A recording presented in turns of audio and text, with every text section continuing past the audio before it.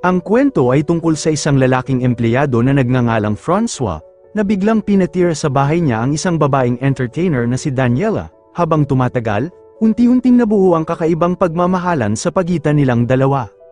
Nagsimula ang pelikula nang pumunta si Francois sa isang bar para alisin ang pagod at stress matapos ang buong araw na trabaho. Doon niya nakilala si Daniela, isang magandang babae na agad nakakuha ng atensyon niya. Dahil nanalo raw siya sa loto, inalok niya si Daniela na sumama at tumira kasama niya kapalit ng pera.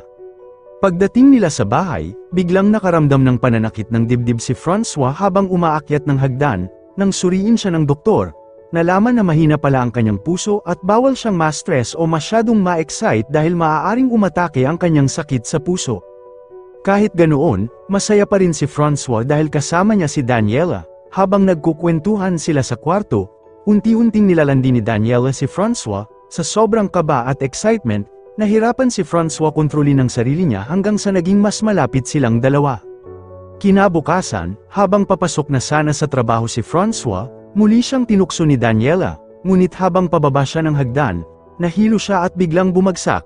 Agad siyang tinulungan ni Daniela at tinawagan nila ang doktor at matalik niyang kaibigan na si Andre. Pagdating ni Andre, namangha siya sa sobrang ganda ni Daniela. Binalaan niya si Francois na delikado para sa kondisyon nito ang pagkakaroon ng babaeng kasama sa bahay dahil baka lumala ang sakit sa puso niya. Makalipas ang ilang araw, nagpunta sina Francois at Daniela sa beach. Habang nasa loob sila ng kotse dahil sa malakas na ulan, lalo silang naging malapit sa isa't isa. Isang araw naman, pinatawag ulit ni Francois si Andre para tingnan si Daniela dahil sumama raw ang pakiramdam nito matapos kumain sa restaurant. Ngunit habang sinusuri ni Andre si Daniela, hindi niya kinaya ang sobrang pagkabighani rito hanggang sa bigla siyang inatake at namatay.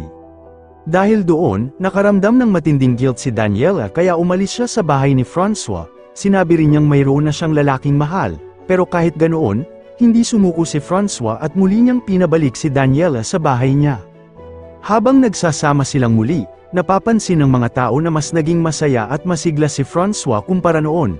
Ngunit isang araw, dumating ang dating kasintahan ni Daniela upang bawiin siya. Sinubukan nitong kumbinsihin si Francois na ibigay si Daniela kapalit ng lahat ng pera nito. Ngunit tinanong ni Francois si Daniela kung handa ba itong manatili kahit wala siyang pera. Doon inamin ni Daniela na masaya siya kay Francois dahil mabait at maalaga ito kumpara sa dati niyang kasintahan.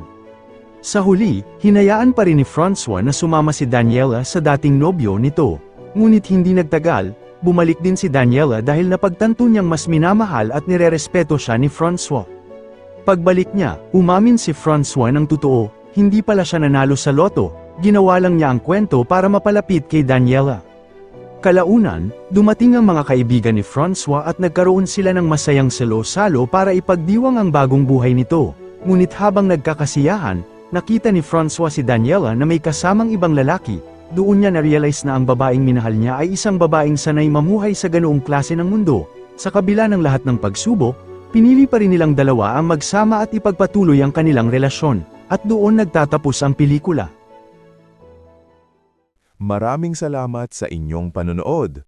Kung nagustuhan nyo ang movie recaps for today, huwag kalimutang mag-subscribe at i-on ang notification bell.